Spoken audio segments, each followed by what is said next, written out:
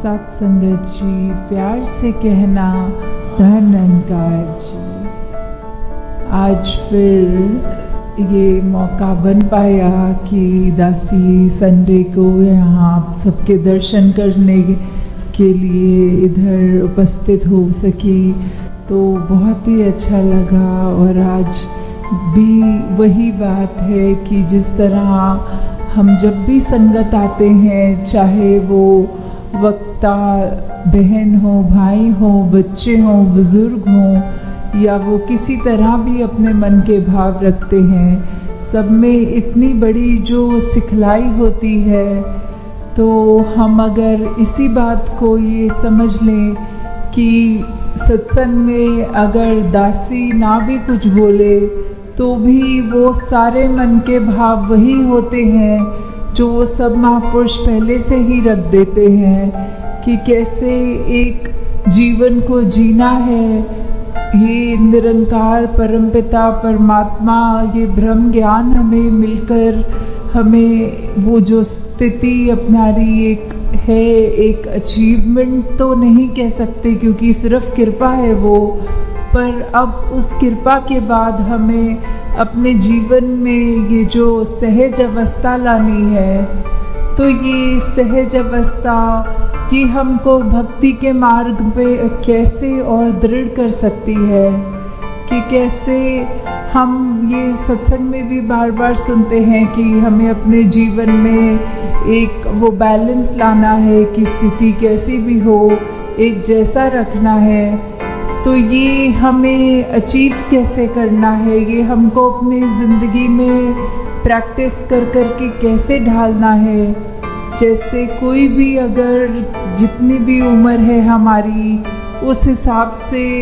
कुछ ना कुछ उतार चढ़ाव आते ही रहते हैं। अगर किसी का बहुत छोटा बच्चा भी स्कूल के लिए एडमिशन लेनी है तो माता पिता को चिंता होती है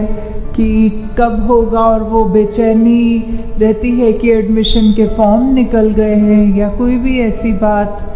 थोड़ा वो बच्चा जब बड़ा हो गया और तो पढ़ाई में एग्ज़ाम्स अच्छे नहीं हो पाए, अच्छे हो पाए, पढ़ाई में ध्यान नहीं लग रहा, ऐसी और कितनी और बेचैनियाँ आती हैं। और जब बच्चे थोड़े और बड़े हो जाते हैं स्कूल कॉलेज के टाइम में, आजकल तो बच्चों की ये देखी गई है हाल कि अगर कभी दिल भी टूटता है तो अपने आप को बिल्कुल एक उस तरह बना लेते हैं कि अब तो हम पत्थर दिल हो गए हैं, हमारे साथ अच्छा नहीं किया। तो भाव क्या है ये सब बताने का कि कैसे आगे जाके भी अगर नौकरी पेशा वाली ज़िंदगी भी होती है तो जॉब नहीं मिल रही या फिर सैलरी कम है,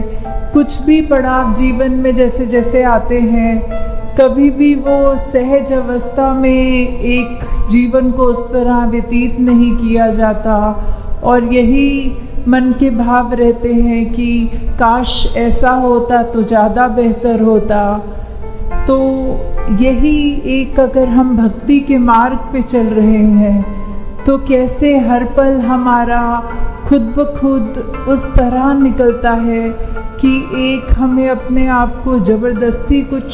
सोच विचार में नहीं डालना पड़ता, जो ना कि किसी ये डिप्रेशन आजकल जो वर्ड इतना कॉमनली यूज़ हो रहा है कि हम अगर सचमुच प्रभु परमात्मा निरंकार से हर समय जुड़े हुए हैं तो कोई भी दुनियावी रूप का दुख हमें उस तरह दुखी नहीं कर सकता, और कोई भी स्थिति हमको इतनी सुखदाई भी है तो उसमें भी बहुत ज़्यादा खुशी का एहसास नहीं होता। तो आज सुबह की ही घटना की दासी के पास एक बहन आई और बोली कि उनका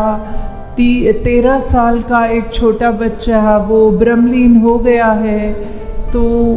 वो बहुत ही उस तरह ज़्यादा रो रहे थे, तो दासी ने सिर्फ ये बोलकर कि निरंकार पूरे परिवार पे कृपा करे, शक्ति बख्शे,